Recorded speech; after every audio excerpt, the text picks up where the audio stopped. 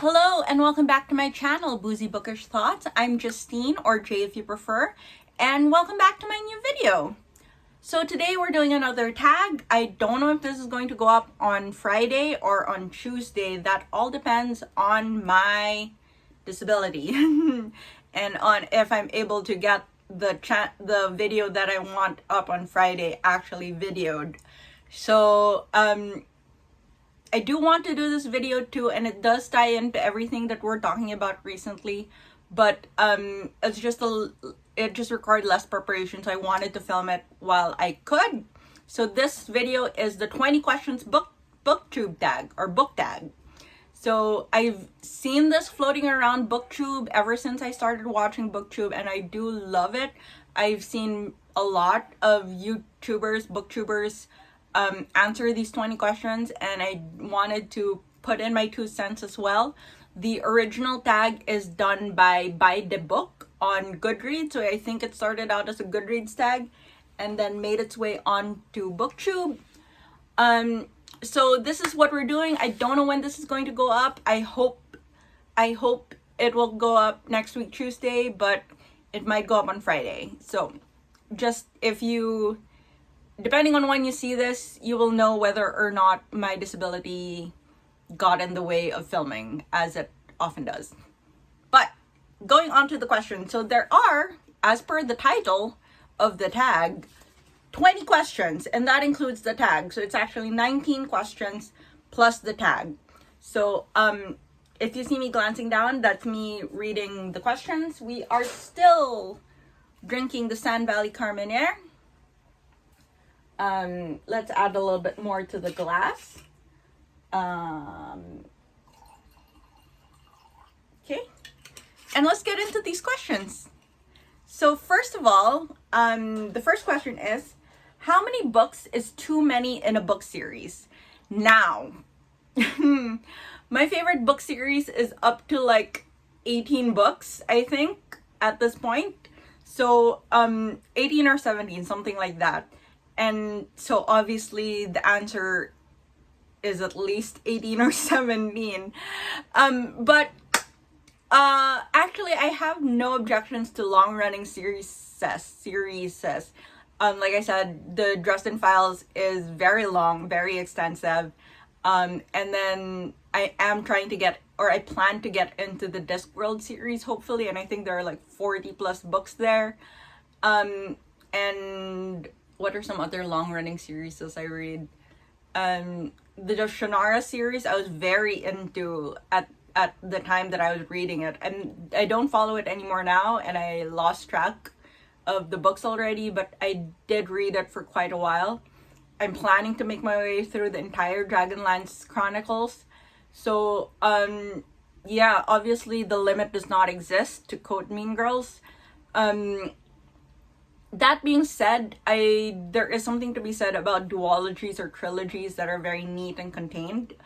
But yeah, the limit does not exist for me. So long as the writing remains good, the story remains engaging, just go for it. Keep the characters alive, keep them having their adventures, and keep the story going. Number 2, how do you feel about cliffhangers? I am ambivalent about them. I do prefer I generally, as a general rule, I prefer my stories to be self-contained. As much as I said that I enjoy series, I do prefer that each book still stand on its own, because I feel you are a little cheated if you don't get a full story all on its own. That being said, there's nothing wrong with cliffhangers if they're done in a way that if the cliffhanger is just like leaving some questions unanswered or leaving some mystery to still be resolved. So long as the central problem was resolved, then I'm okay. So like let's say in the Dresden Files, if the main problem that he needed to solve, like the main person he needed to rescue, the main villain that he needed to defeat has been banished or killed or whatever, even if there are like lingering questions about like wait, why did this guy tell me this thing? He obviously lied. That's okay. Like, that just leaves room for exploration in future books. But so long as the main conflict was resolved, I'm all right. Third question, hard copy or paperback? Ebooks. Because ebooks are so much cheaper and so much easier to store. So I am a proponent for ebooks. That being said, I do love hard copies. I do love hard copies. Hardcovers are just gorgeous. As I showed in my previous video, I splurged on this hardcover, and it's gorgeous. Look at that spine. And I still, like, if it comes down to it, I still prefer to read print books. But for economic reasons and physical storage reasons, I have transitioned to ebooks. And I refuse to be shamed for it. I think the whole shaming for what format you use is kind of elitist and kind of ableist. So let's not get into that for now. Next question, favorite book. Number 4, favorite book. I have mentioned this on the channel before. If I am only allowed to give one answer, the answer will be Good Omens by Neil Gaiman and Terry Pratchett. If I'm allowed more answers, then I will expand into things like The Dresden Files, Little Women by Louisa May Alcott, The Importance of Being Earnest by Oscar Wilde. But for singular answer, Good Omens. Least favorite book. I know I read these questions before, but I was dumb and didn't prepare my own answers.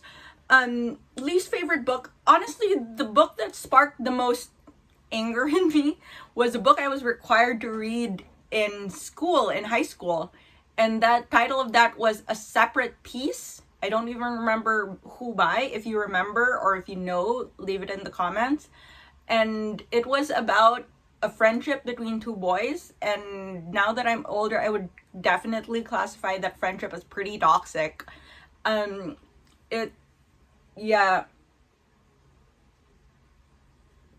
need wine just thinking about this book.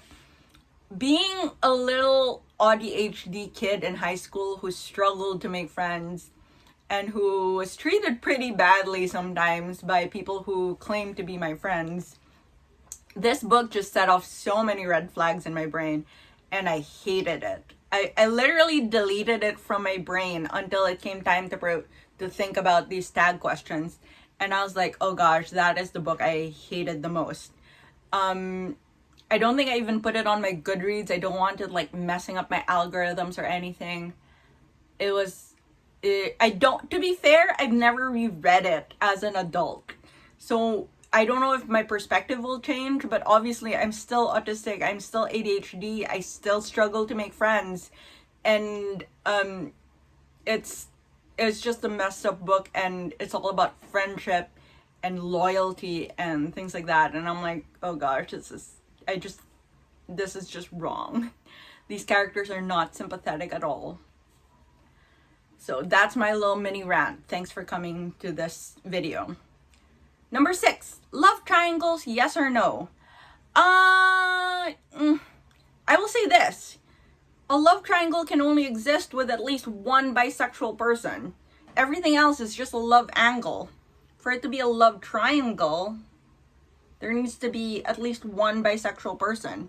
Most books only feature a love corner or a love angle.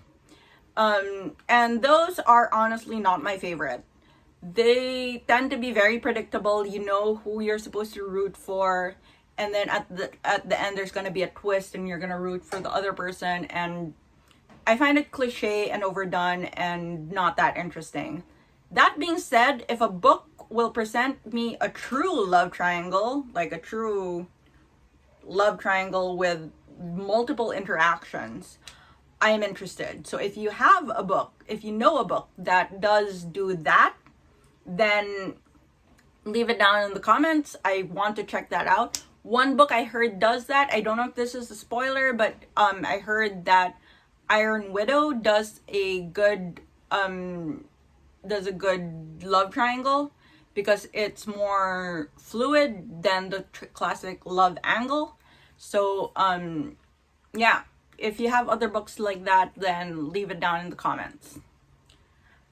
The most recent book that you could not finish, number 7. Like I said, I struggle to DNF books. I'm always saying I will get back to them, and I never do. But I never officially DNF them. I would say that the most recent book that I distinctly remember putting down and not planning to pick back up was The Midnight Library by Matt Haig. And it was because it dealt a lot with self-harm and suicidal ideation, which I found rather triggering. I didn't get very far in, so I don't know if maybe it was handled well, but I personally was just uncomfortable reading about it, considering my own personal mental health history. So I decided that was one book I distinctly remember deciding I wasn't gonna continue. So I officially put it down, and I'm not planning to continue it. Although that was a while ago. I think that would have been in like 2020 or something. Next, a book you're currently reading. I'm currently reading 2 books. So that is Honor of the Queen by David Weber, and the other book is Reckless Girls by Rachel Hawkins. So those are the only 2 books I'm reading. Last book you recommended to someone.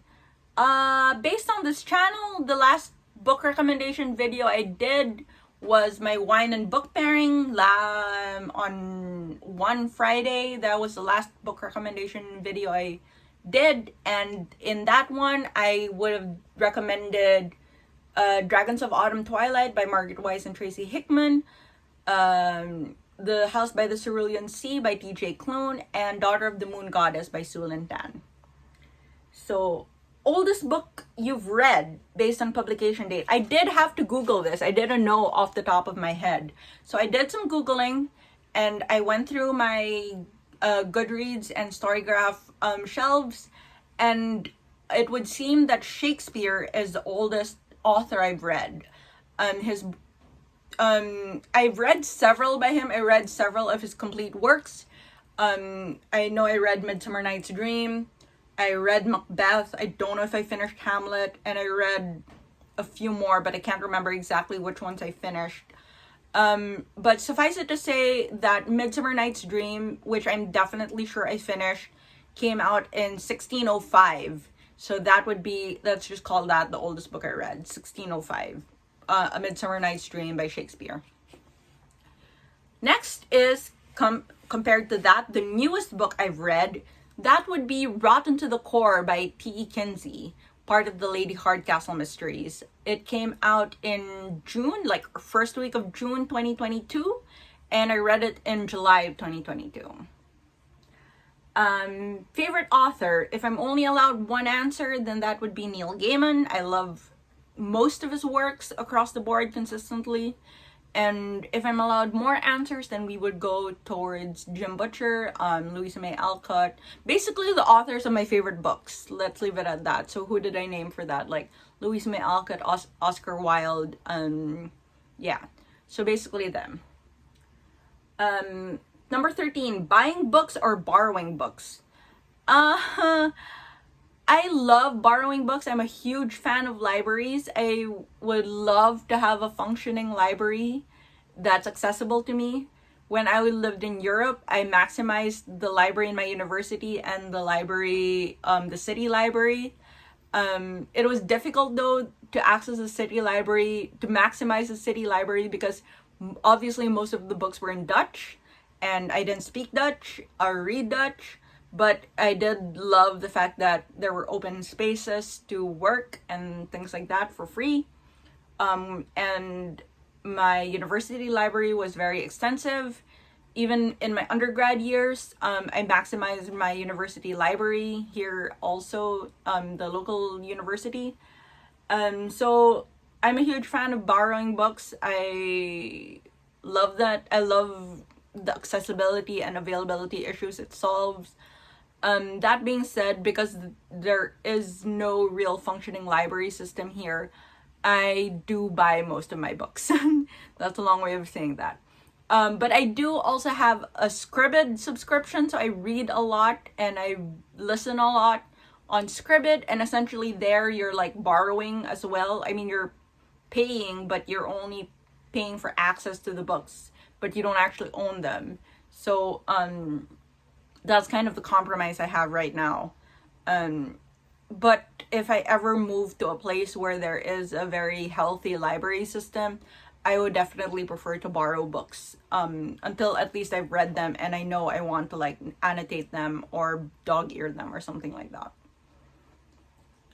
A book you dislike that everyone else seems to love. Also a separate piece. All my classmates loved it. They were all like, oh my god, such a wonderful friendship. And I was like, no. These guys are not friends. They hate each other. But yeah, everyone in my class loved it and they couldn't understand why I hated it. At that point, I was just called weird. So it was just me being the weird one. Eccentric to the people who were a little kinder and knew what it meant. But obviously it was the autism and ADHD.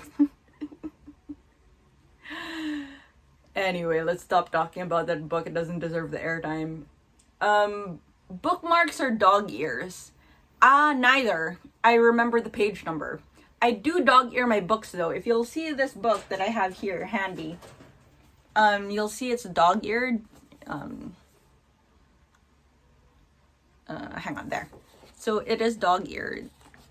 I dog ear my books, but I don't do it to remember where I stopped or remember the page I'm reading. I do it to mark the page where there's a quote I like, or if it's a section that I want to reread or go back to often. So I don't usually like annotate or put sticky notes on books that I'm reading for pleasure, since that I'm rarely reading them on a surface which would allow to do that easily. So the easiest solution is just to dog ear the pages. So I do dog ear. Next question, number 16. A book you can always reread. Like I said, I dog ear books because I like to reread them, but the book I will answer for this is Little Women by Louisa May Alcott. And the reason for this is because I first read this when I was very young, maybe like in mid to late grade school.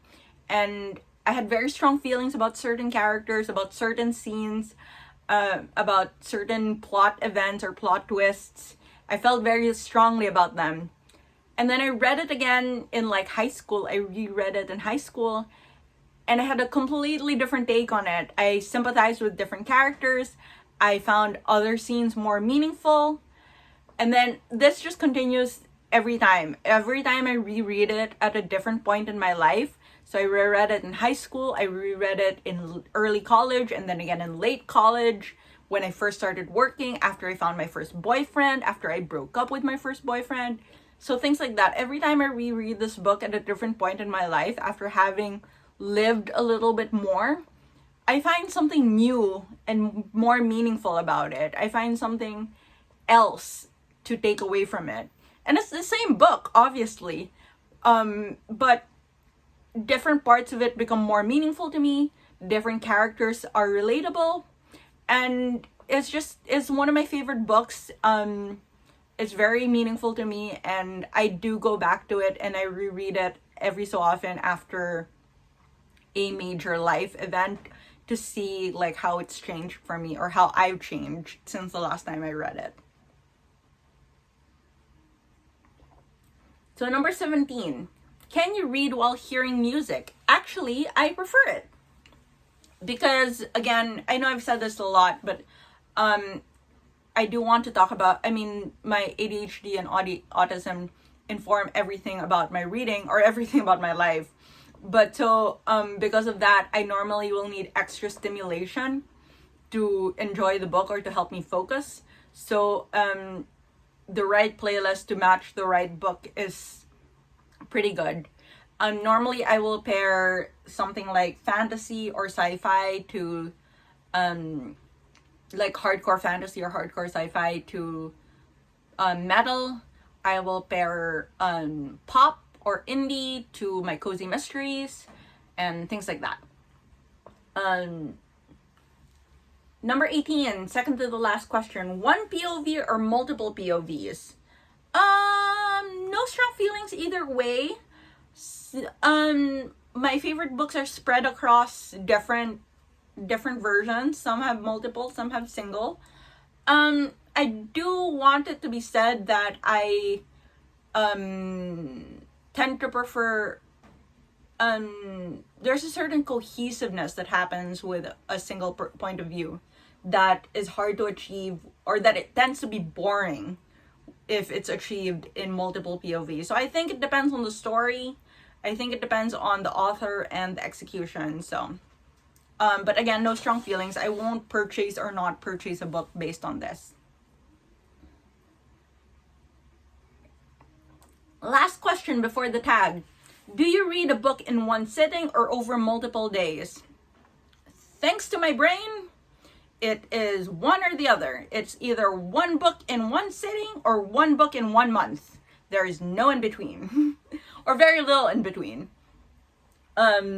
It's very difficult for me to control my focus, and it's either that I can't put it down or I cannot pick it up. So, and the last question is, who do you want to tag? So I want to tag 2 booktubers that I also follow and I adore. So first is Avery of A Very Avid Reader. I know she does tags, and so I hope she sees this. And I love her videos. They're gorgeous, and her insights on books, her book reviews are very interesting. And then I also want to tag Maxine of Maxine's Little Nook. Her book reviews are also very interesting, and she does very cute videos. So I do hope she sees this. I don't know if she does tags, but I hope she sees this, and I hope she considers doing this tag. So that's it for me. Thank you so much for listening, and I hope to see you in my next video. Cheers!